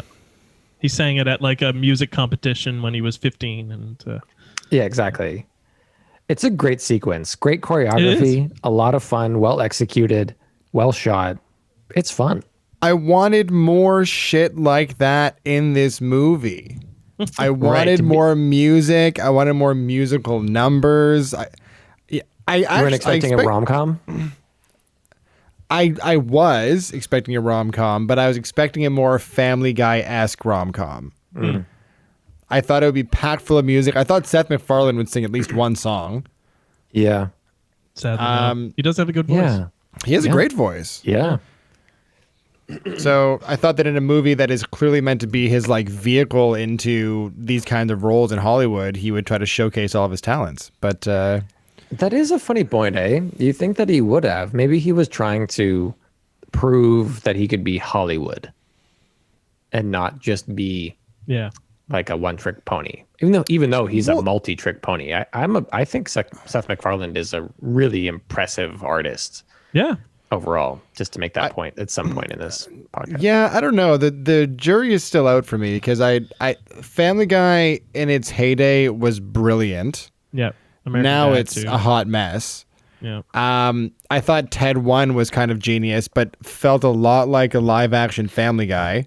Yep. To the point where like the lead character voice is ripped right off of Peter Griffin. Mm-hmm. And then this is kind of. Have you seen The Orville? I haven't, but I've heard mixed reviews. Yeah, it's like TV sci-fi run of the mill, but it deals with more like kind of mature is a weird word, more like themes that Star Trek wouldn't feel comfortable exploring because of their kind of like maturedness. So in that regards, it's well executed, and he is a steering factor in that. It's definitely way better than either of the Star Trek series or any of the 3 Star Trek series that are currently on. Orville, it like leaves them all behind in the dust. Well, I've heard that. I've heard that they that if you're expecting like a sci-fi comedy, then look elsewhere because it's actually tackles some pretty serious. It dives into some philosophical topics that I haven't thought about. Maybe I'll watch it. Yeah, it's cool. But the sound-wise, he is. I already mentioned there's a lot of like Star Trek stings in this that are like. It's obviously not ripped straight from Star Trek, but he told the composer to watch a few episodes of Next Gen to get his idea for end of scene stings. Yeah, well, I mean, the soundtrack for this movie clearly is just it's an homage to certain genres just through and through, right? Like he's not trying to break the mold, as opposed to Mel Brooks, who is doing something similar, but he's coming up with original lyrics. He has way more musical numbers in it that are from a variety of different genres. He has his classic kind of sight gags where you see the live orchestra or jazz band playing on site. Yeah, Count Basie, yeah. that was great. Off the top, you get the musical number where they're play a working song. The barber what do you shop? mean? Yeah, And the then they break barbershop into this. bit was great. I get no kick from champagne. It's perfect. Get no kick from champagne. And then it shows, and then it goes right into the idiot, white foreman, being like, "No, sing a real song like Camptown Races," and they all do. Races, 10 miles long, all the do all day. Brilliant. Yeah. I mean, it looks super cheap, but it's a great, like, it's all about the sound of it, right? Mm-hmm. And I agree with that. I think Mel Brooks did stuff, even if it is like 80-yard little lines that didn't have to be there, Dan, like I guess it's the end of that suit. Like, that So good. It's as though they had that shot and they were like, it's not funny, you know? Can we just let's just like ADR something in there? Yeah. And they like played with lines until one cracked them up enough that they were like, all right, this goes in the movie. Mm-hmm. But see, this is obviously not sound. I guess it kind of is, but those small, simple gags I thought were way funnier than the way over the top kind of slapstick yuck shit this movie was doing throughout. That's why this gag with the hand is so good, because it's simple, it's subtle, it's unexpected. You know what I mean? Yeah, for sure. Yeah, I understand. I disagree, but I understand. One day we'll find a common ground, Sean. I don't know. God, and then we'll. I hope not. That this podcast is over. Yeah. Yeah, exactly. I was remembering that we didn't even talk about the whole hallucination scene in Looks. And what was. It was pretty cool. Like, it was inventive, but that whole chunk of the movie I didn't really care about. It's a necessary part of the hero's journey to like have that spirit journey, but like who gives a shit? But like, who gives a shit? It was, again, all part of the movie running long. Yeah. Problem. Anyway, not to detract, but is there anything else people want to say about sound? I love if you don't. Lily von Stup's song. It's a Lily weird von point. Stup. It runs a little long and breaks up the rhythm, but as its own number, love it. Love to see dancing Prussians. Because I'm tired. Oh my god, the dance sequence there was hilarious. They were awesome. Yeah. And the one dude who was like overzealous. Yeah. Oh, that was great. And it was needed because that song to me wasn't very funny. That character was weird as a parallel to Sarah Silverman's character as like it's weird that I wouldn't I guess you're gonna parallel them with these two movies, aren't you? I am going to I think I just did just did.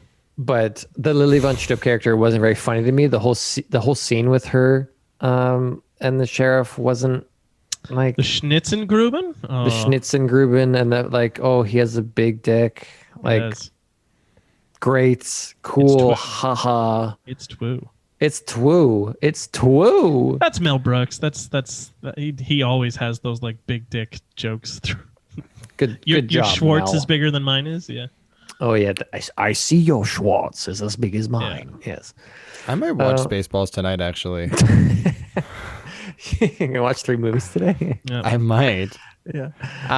But yeah, I was her accent, was it a speech impediment, or I didn't really understand what her deal was. It's German. It's that was a German joke with a accent. whoa. Oh, well, yeah, German. The W sound in a German dialect in certain areas is hard to pronounce.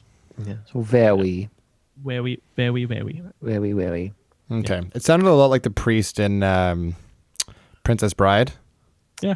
Yep. Yeah. Or isn't there a priest or minister of some sort in Spaceballs as well? No, he's sleepy in Spaceballs. I think it's Robin Hood Men in Tights also has one. That's a Mel Brooks movie, right? Yep. If it works, it works. Look, it's funny.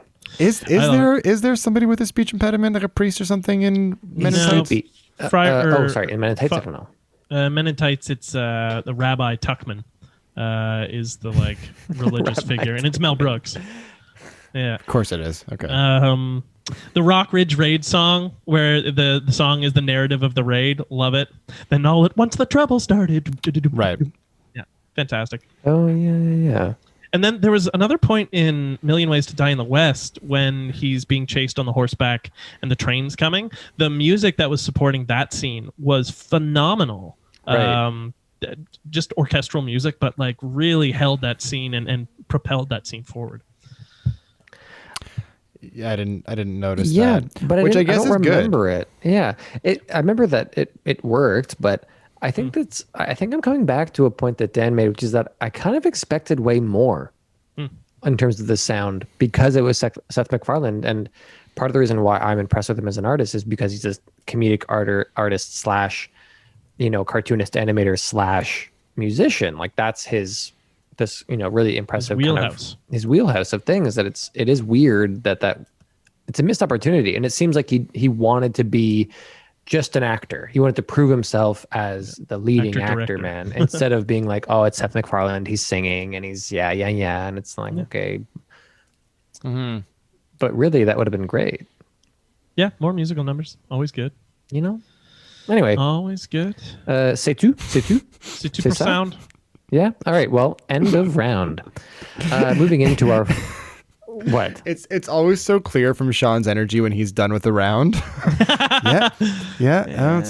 Songs are good. So When neither of you are saying anything else. well, you know what? Actually, no, now that you mentioned it, I do have like 6 or 7 more points. No, end of round. Let's move into our fourth and final kind of regular round here, which is acts. Good. Oh, the acting bear. Okay. And this one, I thought that Seth MacFarlane benefited greatly from his supporting cast. In a million ways to die. Yes. Correct. Because Yeah. I thought everybody was like, even if some of the, I didn't feel like anybody was really phoning it in this movie, which feels like a movie where comedians would come in and just kind of do their shtick. Yeah. Liam Neeson to an extent. I love when but Liam Neeson, the butt double, and then when he dies, it's fully on. Like he didn't even want to lay in the dirt. He buggered off, and they got a double to come in and lie in the ground after he'd been shot. sure, but yeah. even Liam Neeson in this movie, like when I watch stuff like Taken, for example, I'm like, oh, you're collecting a paycheck. But then this movie, it seems like he's taking it pretty seriously, having some fun with it. I mean, Charlize Theron is great. Giovanni Ribisi. Is it Giovanni or Giovanni? Giovanni, right? Giovanni Ribisi, Sarah Silverman. Like, they're all fucking smashing it out of the park, I thought. Yeah. Yep. Seth MacFarlane, on the other hand, is kind of meh. Like, he can do the comedy bits fine, but as soon as a moment gets serious or heavy or requires any kind of real human emotion, he's tapped out. Yeah. I want to give him credit. I think The parents. Oh my God, the the parents. parents. You're late for what? Fair enough. So fucking good. He was so good. But I think Seth MacFarlane, there seemed like a number of times where I think the chemistry of him and Charlize Theron was helped a lot, actually, by what seemed like a lot of him ad-libbing. It sure was a lot of him ad-libbing. Yeah. And to find moments that it seemed like he was genuinely making her guffaw with laughter. Right. Yeah. Which is something that most actors just can't do. They can't just go, oh, can you just be funny and say some funny shit and make this person be delighted? They wouldn't necessarily be able to do that. Which also happens with that in Blazing Saddles, that scene I mentioned before, the morons thing. That is him ad-libbing, and Cleavon Little like lost it in the take and was like Yeah.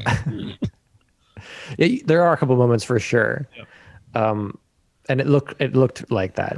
And I think, but there are at least 3 moments I think that I remembered clocking in A Million Ways to Die in the West that Seth MacFarlane did that to Charlize Theron, and it was good. Like it was very satisfying in terms of that storyline, and yeah, I thought that was his strength. But at the same token, that's disappointing because clearly he is a naturally funny and charming person, and clearly he's intelligent enough to like be quick just off the top of his head. Yeah. But then he brings in so much more like mustard to his parts and to his jokes. Yeah. Do you know what It's I a mean? lot of work. Yeah. You're watching him work constantly, and Yeah. the work is just Yeah. dripping off the page. And And he's got terrible posture too for a leading man. I found it really distracting. he's the director. He can do whatever he wants. I guess so. I found Charlize Theron to be passable, bordering on boring for most of this film, to be honest. Really? Yeah. It's like I can't think of a single moment where she brings a certain like panache or flair to it. Yeah, maybe I just like Charlize. I do too, Well, I thought it was nice to see her in a role where she wasn't playing like a heavy character that needed to do anything over the top. I thought it was nice to kind of just see her like be there and be charming and love a dude. Well, then you would love Arrested Development, where she is comedically funny in her role. Is she in Arrested Development? Yeah. For She's what? Yeah, season 2 or 3, I forget. She's the Mr. F, the MRF in Little Britain, in Wee Britain. That You're speaking gibberish to me, man. I have no idea. No one knows You know, what she you're was- talking about, Sean. You know, she was discovered like in line at the bank or something, having never acted a day in her life. I think she was scouted by like a She was a model, modeling yeah. agent or something, yeah. and they just like kickstarted this massive career. It's like cool, but also totally disgusting, those stories. It's like some guy saw a pretty lady. But Yeah, I mean, it's not quite that, but I understand what you're saying. Hey, you're in line at the bank. You want to be in a film? Well, yeah, if I it's- find those discovered stories are usually a bit weird.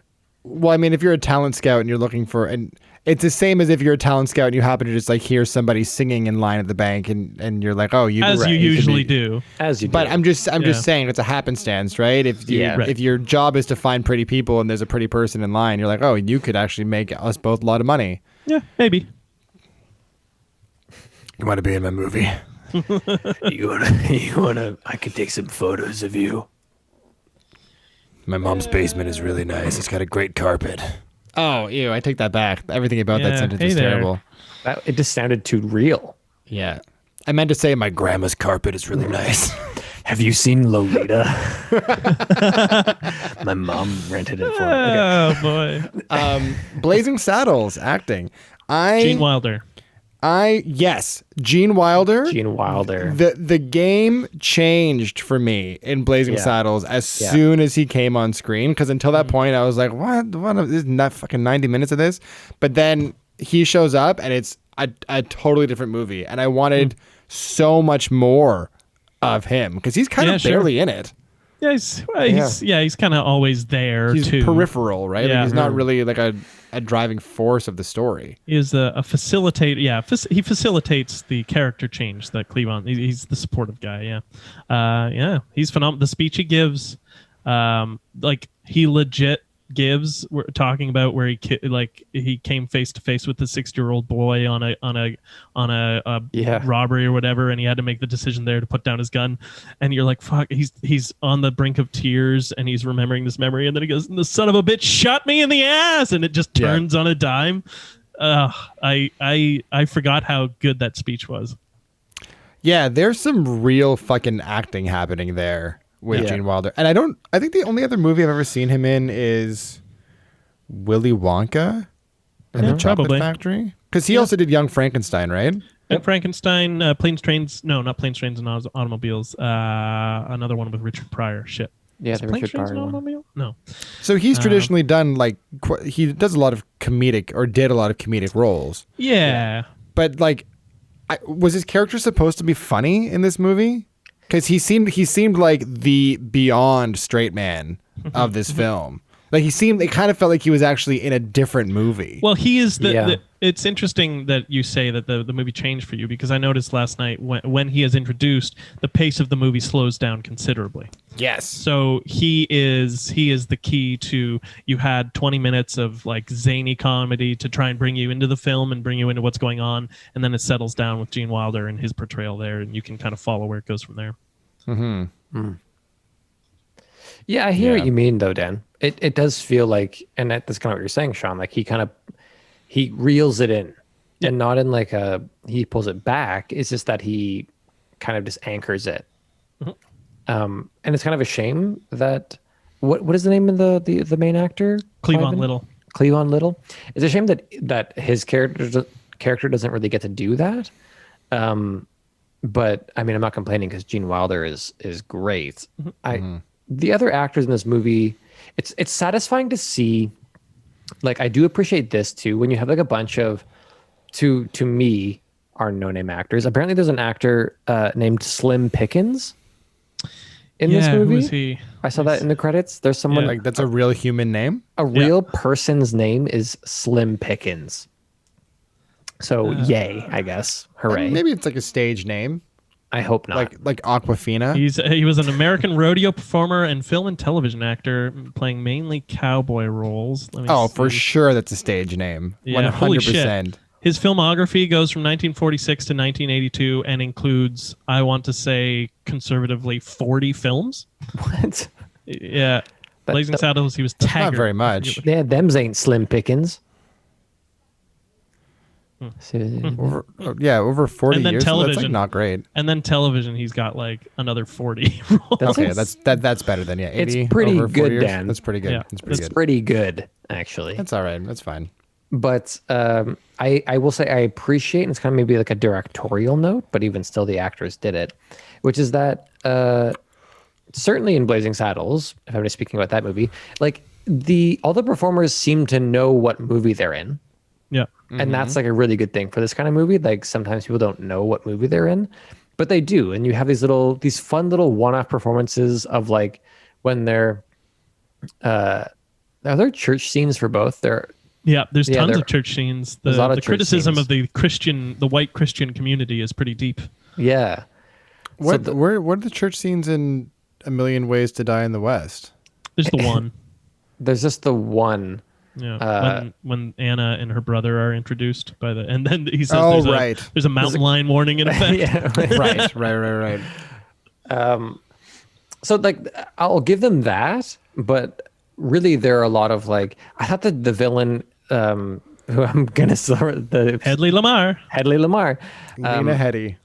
And his subordinate, the like next guy, like Sheriff, whatever. Whatever that guy's name. Like their acting wasn't. I didn't find it enjoyable. That's too bad.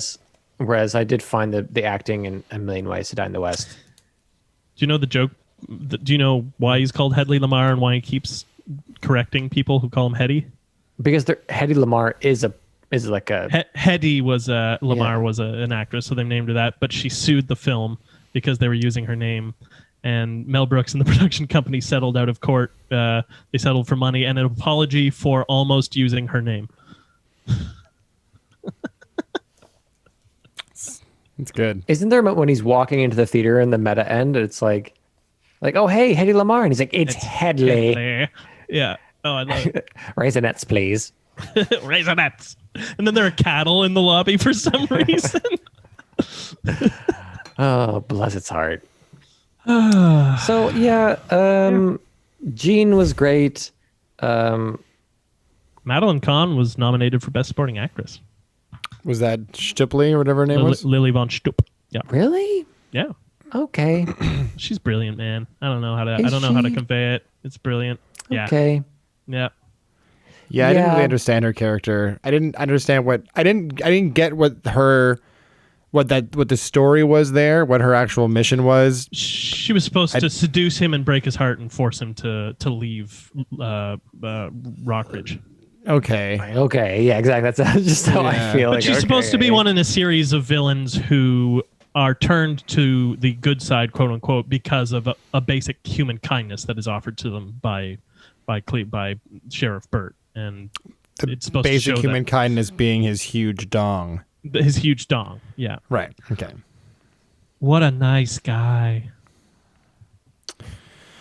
Acting is good in both these movies. It's acting. It's Well, end of round. Boom. Let's get into likes and grapes. So likes and grapes is our 2-minute lightning round where we list off our likes and our grapes for these movies. It is exactly what it sounds like. So I'll get the timer set up here for 2 minuten. and we'll get our likes and grapes. Likes and grapes. Likes and grapes. Likes and grapes.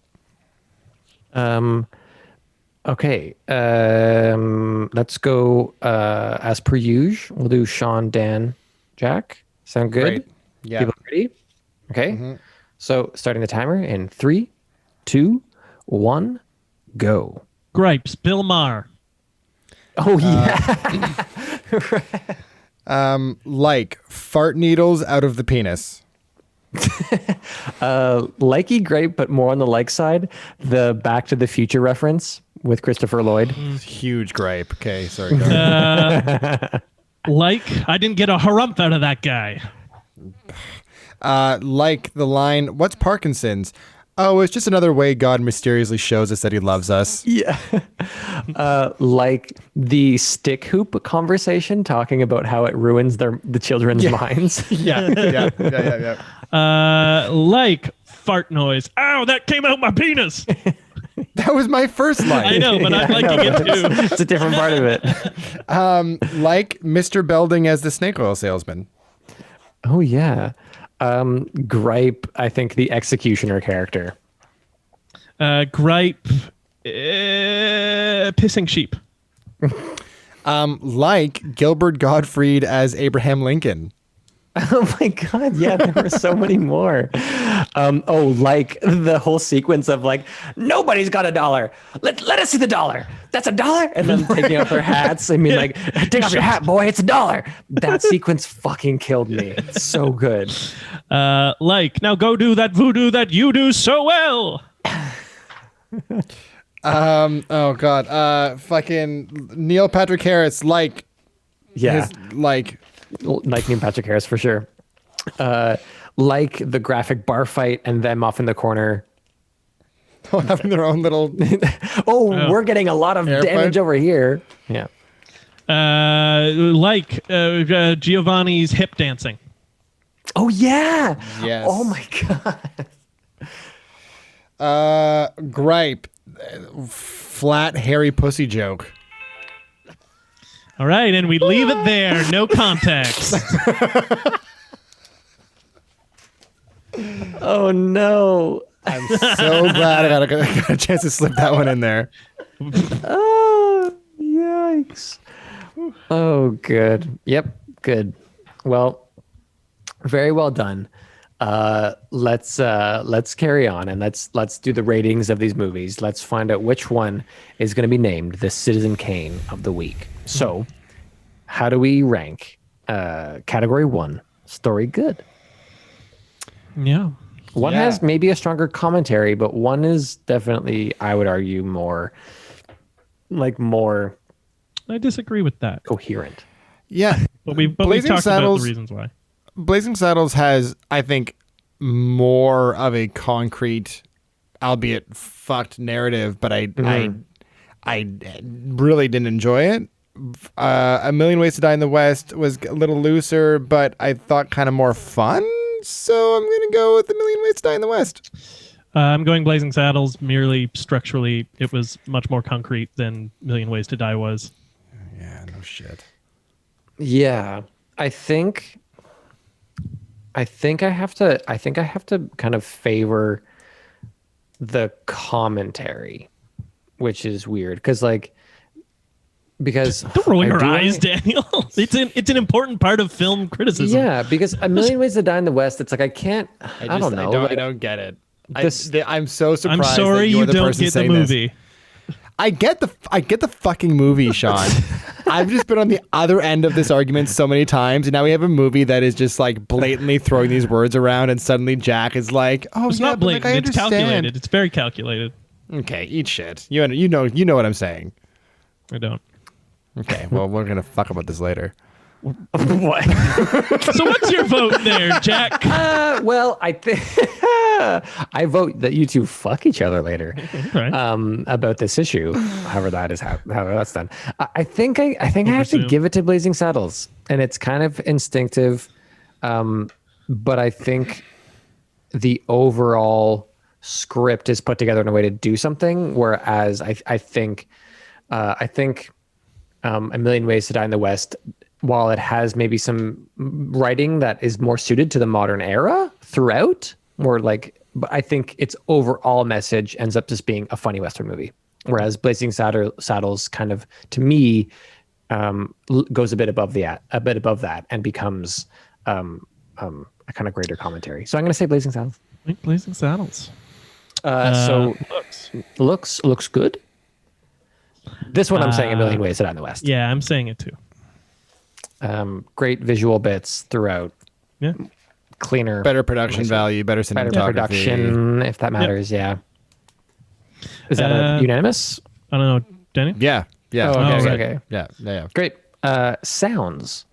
This is tough. This one is tough. Both are really musically and sonically rich films. Mustache. Yeah, against all my better instincts, I think I have to go with Blazing Saddles just because of the fact that it has more original music. Yeah. That's pretty much it. I mean, the scores sonically are pretty similar, but there's just more variety in Blazing Saddles, I think, and it's just the songs are better executed. And I'm taking a point away from A Million Ways to Die in the West because I wanted more music. I wanted more Seth MacFarlane musicals. Yeah, that's and it fair. didn't deliver. That's fair. I kind of feel the same, and I'm also saying Blazing Saddles. I think. Yep.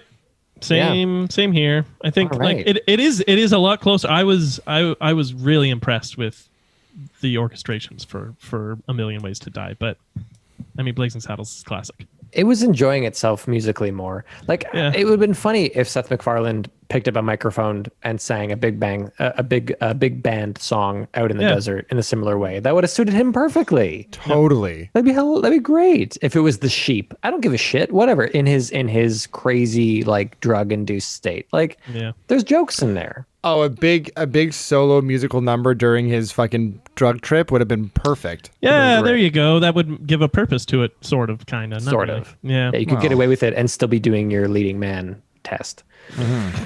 So speaking of that, I guess, Axe good? Axe good? Good. For me, it's clearly A Million Ways to Die in the West. There are some fucking knockout performances from the supporting cast in this movie. Seth MacFarlane kind of was fine, like we talked about, but I thought that everybody else nailed it. Like Sarah Silverman, Neil Patrick Harris. Neil Patrick Harris? Neil Patrick Harris is fine. No, he's amazing in this film. He's so fucking funny. He kind of thinks he's in Blazing Saddles sometimes, but he's still very good. He's fine. Yeah. I don't know. I don't think the performances in Blazing Saddles necessarily help the movie some of the times. The stuff with like Morbo, was that his name? No, the Mongo. Mongo. That stuff was like a bit weak and I don't know. There was Candygram for Mongo. Well, yeah, that's fine, but the Mongo anyway. There's just stuff in it that was like, nah, whatever. I'm saying A Million Ways. I can't say it. A Million Ways to Die in the West. No, point can't go to it if you can't say it. Million Days to Why in the Dest. Blazing Saddles. So the point goes to Million Ways to Die. So it's 2-2, right? 2-2 going into Ribachaberry. So our final kind of bonus category, this is why we have rewatchability. If you had to, which one would you watch again? Which one did you really enjoy more? Would you rather? Which one would you marry? Which one would you kill? I mean, both. I'm going to watch both of these films probably another 25 times. Oh, wow. Wow. I probably would watch them both again as well. Yeah. Dan? I would only watch one of them again, so I think you guys know my vote. Olympus Has Fallen. MVP. Yeah. Bucky fucking Larson. I would watch Bucky Larson over Blazing Saddles again. And this is why we can never be friends. What in the fuck that did comment you just say, right there. Dan? Wait. I want to address something a little more personal. God. No, we're not friends anymore after that. Are you and I not friends? But not now. You said we could never be friends. Is that implying that we weren't friends never before? Never again. Oh, okay. I'm okay with that. Yeah. As long as up until now we've had a solid friendship. I don't know. You made me watch Bucky Larson, so that's when the rocks began to appear in the river. Okay. All right. Okay. I didn't realize that my film choices were... Okay. Yeah. I'm clearly very sensitive about this. What, Jack? Oh, this is such a weird thing to have said from a person's mouth. Yeah. That I'd watch Bucky Larson over Blazing Saddles? Stop Correct. saying it. Yeah. Oh, I would absolutely watch Bucky Larson over Blazing Saddles again. You bitch. 100%. That makes me uncomfortable. Oh my god. Physically. Good. It should. It should. It makes me want to throw up. Then Blazing fuck you, Saddles. Dan. Please do. Blazing Saddles. Really? Really? Let's fucking. No, I'm saying it just because you said that. Are you going to compromise the integrity of this podcast to take a shot at You me? made Jack? us watch Bucky Larson. We have no integrity. I mean, you made us watch MVP, dude. I mean, Yeah, that's Better way film worse. than Bucky Larson. it's a better film than Bucky Larson. I agree. You guys are on drugs, man. It's so stupid. Okay. MVP is a better movie than Bucky Larson. That's what you're saying to me right now. Well, you're saying Bucky Yes. Larson is more rewatchable than fucking Blazing Blazing Saddles. Saddles right now. All Oh right, my we can- goodness. let's agree to disagree. Let's get back on track. And Jack, I want an honest opinion as to which movie you found more enjoyable. I mean, I enjoyed them both. It is super hard. Yeah. I can't I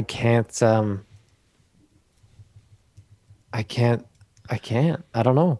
I'm inclined to say draw. Are we allowed to do that?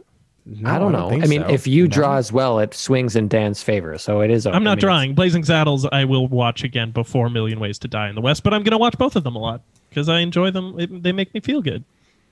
I'm so surprised that you love A Million Ways to Die in the West so much. I think it's fun movie. Yeah, It is it's a not- really no, fun it is a movie, fun yeah. movie. I just sometimes better than I I forget.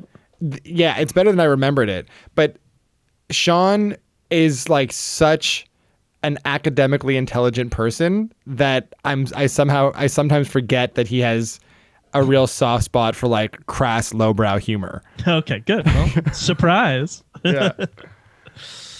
Jack, are you drawing your point? Are we like? I don't care. We can bend these rules, but No, it's a bullshit thing. God, I hate you. Yeah, you so have to much. choose one. That's total bullshit. We can't have a draw. If I'm look, I don't know. Miranda really loved Blazing Saddles, but she also loved, I think, A Million Ways to Die in the West. I think if we were to sit down and say, let's watch a movie, I think we'd probably put on A Million Ways to Die in the West. Fuck yeah. Fuck yeah. Fucking, yeah, I think we would. I think it would be A Million Ways to Die in the West. And Take that, Sean. because there were so few parts of it that I disliked, whereas there were parts of Blazing Saddles, not the stuff that Dan is thinking about, but just like this. There's just like scenes in it with Headley. I did it. Hey. That's my growth in the story of this. you learn to say a name podcast. you'll never say again. Headley. I just thought like just stuff like that. Just I don't know. It fell flat for me for the sake of a couple really timeless bits. And while I So think, which one? I accept your point. We have a winner, but which one would you recommend someone else see?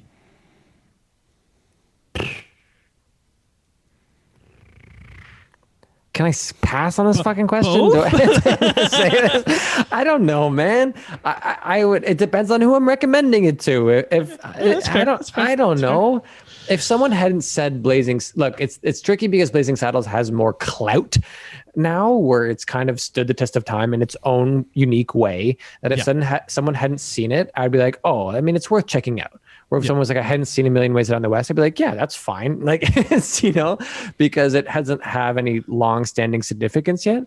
It probably won't age as well. It probably won't stand the test of time. But maybe that's totally wrong. Maybe they're going to be kids in 40 years who are like, or like teenagers that are like, oh my God, you got to check Mustache out. Song. It's a cult classic. Yeah, This guy, Neil Patrick Harris, whatever. Who knows? they both receive similar criticism upon their release of being just like plots that were there just to have a lot of bits thrown in, and some of the bits land and some of the bits don't. So like similarly, they both had the same start. Absolutely. So I denounce your question. Great. So Well. that means the Citizen Kane of the week is A mustache, if you only got a mustache. A Million Ways to Die in the West. A Million Ways to Die in the West. Sorry. Just clipping those levels a little bit. Yay! Yay! Oh, Congratulations, Seth. You're welcome on the pod anytime. You know people, so maybe you know Cary. Mel Brooks knows Cary because he cast him in Robin Hood Men in Tights. So Mel shit. Brooks. Right. picked the wrong Sorry, movie. we just made your classic lose to Seth MacFarlane's movie. But if you know Cary Elwes, help him get him on the pod. It'd be a big dream now. So just use the hashtag. Come on, Cary. And you can do that on our Twitter page, which is Citizen Kane VS, I think. It is Citizen Kane VS. We have an Instagram at Citizen Kane VS podcast. We're on YouTube, Citizen Kane VS. We twarch live now. We twarch live, Citizen So Kane VS. Subscribe to our Twitter to find out when we're gonna twarch, because I post the things. Yeah, so you know the things, friggin' buttons, like, subscribe, comment, whatever, you know it. But most importantly, if you could use the hashtag Come On Cary, that's We want him on the the best show. thing you can do. Especially if you're the only one doing it, people are gonna be like, "What? Why are you doing that?" And that'd be kind of funny, maybe. Start some pre-show rabble. Well, should I introduce next week's picks with our special guest? Please do. I can't wait. Yeah, well, next week we have a dear friend of mine coming on the show, Adam Reed, but up in Ottawa, and here is his mini opera. He has his mini space opera. He has prepared to show us what he's picked. Oh my god. Ensign's log. Stardate 98770.6. Well, it's official. My first day aboard the starship Kane. A research vessel. Its ongoing mission. To study cinema. To run exhaustive experiments and trials, pitting one Earth film against another. To boldly go where hundreds of podcasts have already gone. My experiences with the crew have been varied. Captain Rennie and Commander Benoit seem like capable officers, but for some reason this grouchy janitor, Sean, hangs out on the bridge all day. These janitors' lamentations degrade all things fun. His jeering political jabs a constant thorn in the commanding officer's sides. Yet whenever Captain Rennie pulls a new archive, he... Wait. Something's happening to the ship's computer. What's this? An incoming transmission. Wait, it's breaking up.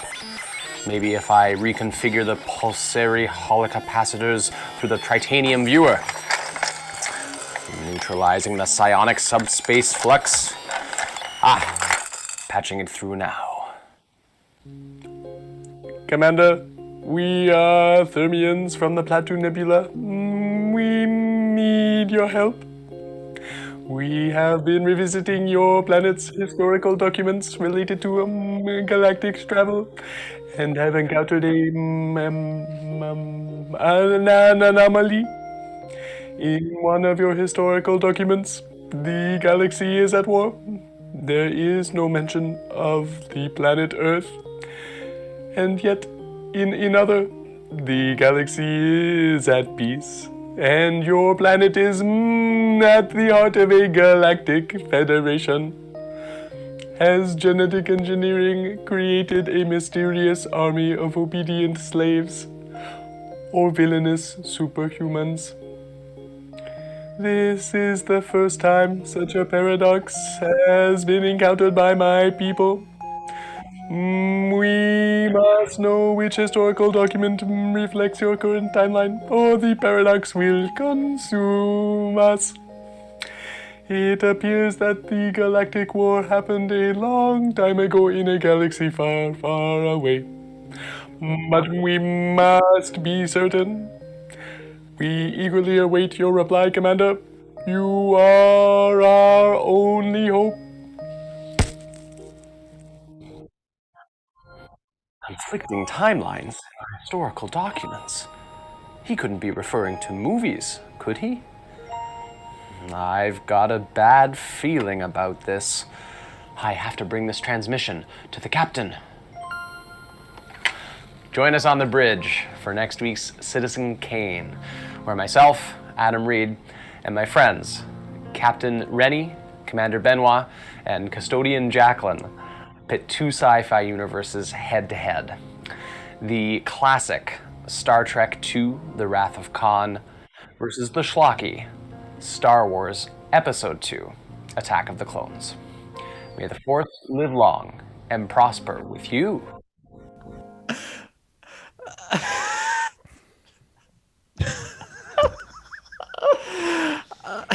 We challenged people. After Brennan's, we were like, "That's the bar now." So I think we have a new bar. Oh my god! Do people send their own podcast episodes now? Yeah, we're just gonna have people sending in their movies for us to review.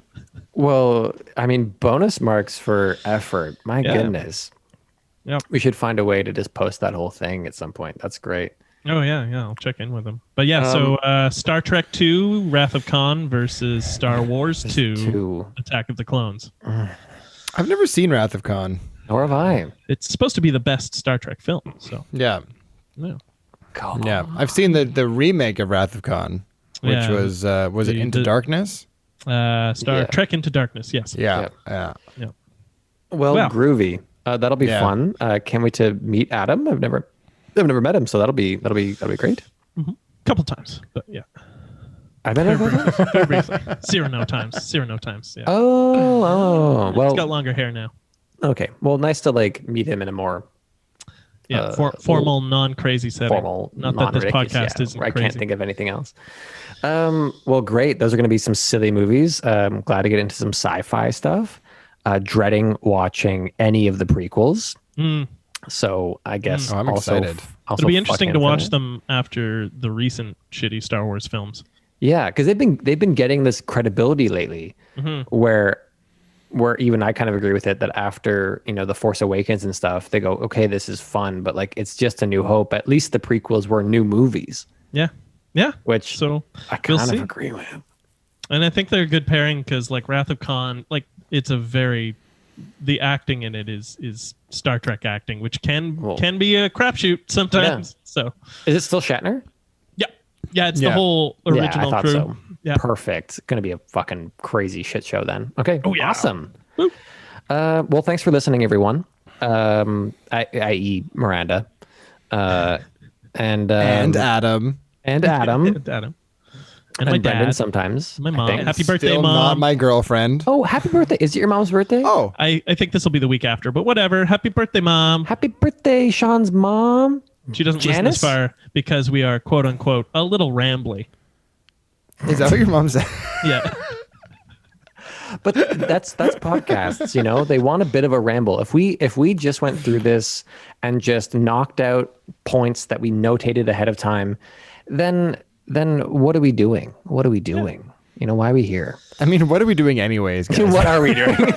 Surviving a pandemic any way we can. All right, Yeah. someone say and.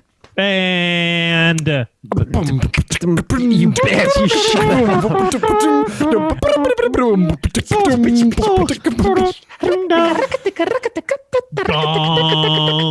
This is why Janice doesn't listen to our podcast. Yeah. Happy birthday, Janice.